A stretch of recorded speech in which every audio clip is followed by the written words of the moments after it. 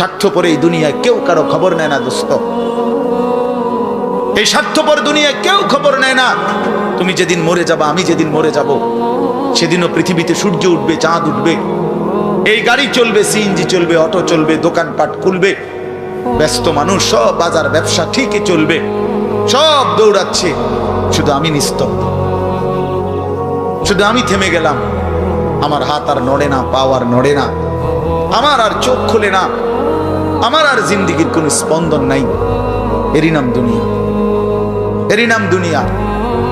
বিকাল বেলা যারা জানাজা পড়ছে, এই স্ত্রী ছেলে কাঁদছে সারাদিন বাপের জন্য, স্বামীর জন্য, এই মানুষগুলোই রাত্র 9টায় আবার পাশের বাড়ির থেকে রান্না করে আনছে, এরাই পেট ভরে ভাত খাইতেছে। এরই নাম দুনিয়া, এর নাম দুনিয়া, এর নাম দুনিয়া। এই মানুষগুলো তো একদিন উপাস থাকলো না, আপন সন্তান, আপন স্ত্রী। তাহলে ধোকার এই দুনিয়া কার জন্য সাজাইলাম? কার জন্য বলেন, বলেন কার জন্য? ইয়ালামুনা যাহিরাম মিনাল হায়াতিদ দুনিয়া ওয়া হুম আনিল আখিরাতি হুম গাফিলুন। আল্লাহ বলে, বান্দা দুনিয়ার জীবন তো খুব বুঝলা, কিন্তু আখিরাতের ব্যাপারে গাফিল হয়ে রইলা। আর মিলাইতে পারতেছে না, এগো বাইরে গেছে। এই তখন এরা এই বনু সাহাম এই গোত্র কইল কি অগরে, এ দিগাও বা কই, কবরস্থানে আসো। কোথায়? কবরস্থানে আসো, আসো কবরস্থানে। কবরস্থানে কি আসো না? তা আইসা এবার কবরস্থানের সামনে আইসা তাগো ওই মুর্দা যারা কবরে তাগো বংশের এবারে এই হ্যাগো হিসাব দিয়ে আইতেছে। এই বেটা আমার চাচা মরলে কি হইছে? চাচা কি আছিল তুই জানোস বেটা? আমার দাদা মরলে কি হয়েছে বেটা? হ্যাঁ, আমার দাদার ভয়ে দাদা নিজে কাঁদতো বেটা। আর মানে এবার অহংকার করতে করতে দুনিয়ার বড়াই বুঝাইতে বুঝাইতে জীবিত দিয়ে আর হিসাব না মিলাইতে পাইরা কই গিয়া পড়ছে? কবরস্থানে গিয়া পড়ছে। এদের এই মন্দ আচরণ আল্লাহ তাআলা নারাজ হয়ে আল্লাহ তাআলা তখন এই আচরণের কারণে কোরআনুল কারীমের এই সূরাটা নাজিল করছেন। 102 নম্বর সূরা আত-তাকাসুর নাজিল করে আল্লাহ বললেন, হায় বান্দা কি করছো? করছোটা কি? এইনি কাজ ছিল, এইনি কথা ছিল তোমাদের। দুনিয়া বাড়ানোর নেশা, দুনিয়ার প্রতিযোগিতা, সম্পদ, বংশধর, এই গর্ব, এই বড়াই, এই হিসাব তোমাদেরকে ডুবাইয়া দিল, আখিরাত তো ভুলাইয়া দিল। এই তখন আল্লাহ তাআলা বলেন, কি বলেন শোনেন, আলহাকুমুত তাকাসুর। আলহাকুম এই শব্দের দুইটা অর্থ, শাগালাকুম ও আনসাকুম। আল্লাহ তাআলা বলেন, হায় আলহাকুম তোমাদেরকে ব্যস্ত করে ফেললো দুনিয়া, আর আনসাকুম আল আখিরা তোমাদেরকে আখিরাত ভুলাইয়া দিল। তোমরা কবর ভুলে গেলা, হাসর ভুলে গেলা, পরকালের হিসাব ভুলে গেলা, আখিরাত ভুলে গেলা, আর দুনিয়ার মধ্যে ডুবে গেলা। কি কারণে ডুবলা? কি কারণে আখিরাত ভুললা? আত-তাকাসুর এই বাড়ানোর প্রতিযোগিতা, অর্থ সম্পদ, ক্ষমতা, বংশধর, টাকা পয়সা, মাল দৌলত, এগুলো বাড়ানোর নেশা তোমাদেরকে আখিরাত ভুলাইয়া দিল আর দুনিয়ার মধ্যে ডুবাইয়া ফেললো, ব্যস্ত করে ফেললো। হাত্তা জুরতুমুল মাকাবির। আল্লাহ বলেন, হায় বান্দা এক পর্যায়ে কবরস্থানেই পৌঁছে গেল। এর ডাইরেক্ট কথা, শেষ পর্যন্ত কবরস্থানে চলে গেলা। অহংকার করতে করতে, বড়াই করতে করতে, দুনিয়া সাজাইতে সাজাইতে, দুনিয়া মিলাইতে মিলাইতে।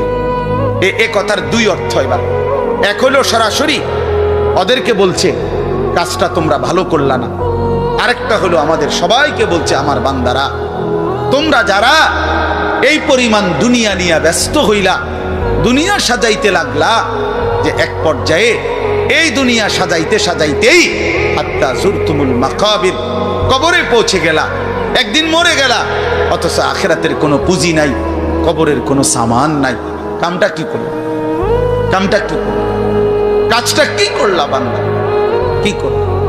হায় বান্দা 60 বছর বয়স, আজও আখিরাতের পুঁজি কই? 30 বছর, আজও আখিরাতের পুঁজি কই? এরই মধ্যে তো একদিন কবরেই পৌঁছে যাবে। কবরেই এই যে দেখেন কবরবাসীদের রুহের মাগফিরাত কামনায় মাহফিল। আমি এই জন্য এই আয়াত পড়ছি। পুরা কোরআনুল কারীমের মধ্যে এই একবারই কবর এই শব্দটা আছে এই সূরার মধ্যে একমাত্র। হাত্তা জুরতুমুল মাকাবির, এই কবরস্থান কবর এই কথাটা কোরআনের এই সূরাতেই আছে।